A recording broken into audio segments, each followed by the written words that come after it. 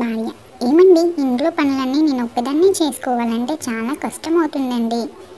భర్త: సరేలేవి, ఒక పని మనిషిని పెడతాలే. భార్య: అబ్బే వద్దులేండి, మీ బుద్ధులు నాకు తెలియనివా? భర్త: ఏ, ఎందుకే? భార్య: ఎందుకంటే ఒకప్పుడు నేను పని మనిషినేగా. నెక్స్ట్. భర్త: ఏమోయ్, వేడినీళ్ళు పెట్టావా? భార్య: లేదండి, గ్యాస్ మీద పెడదామంటే గ్యాస్ అయిపోయింది, హీటర్ పెడదామంటే కరెంట్ పోయింది, అందుకేనండి ఎండ బాగా ఉంది కదా అని ఎండలో పెట్టాను. భర్త: వేడి వేడి వేడి పాలు కావాలంటే బర్ర కింద మంట పెట్టిందట వెనకట నీలాంటిది. నెక్స్ట్. డాడ్: నాన్న, లస్సీ తాగుతావా?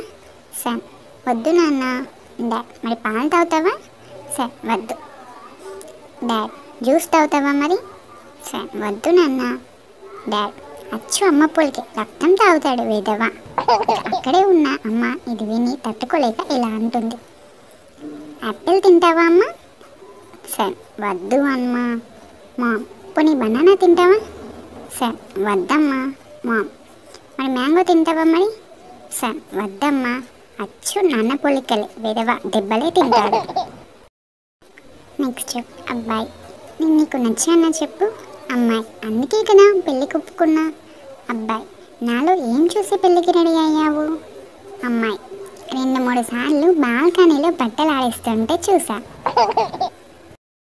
Thanks for watching. ఇలాంటి ఇంట్రెస్టింగ్ జోక్స్ కోసం మా ఛానల్ని ఇప్పుడే సబ్స్క్రైబ్ చేసుకోండి. అలాగే పక్కన ఉన్న బెల్ ఐకాన్ని యాక్టివేట్ చేసుకోండి.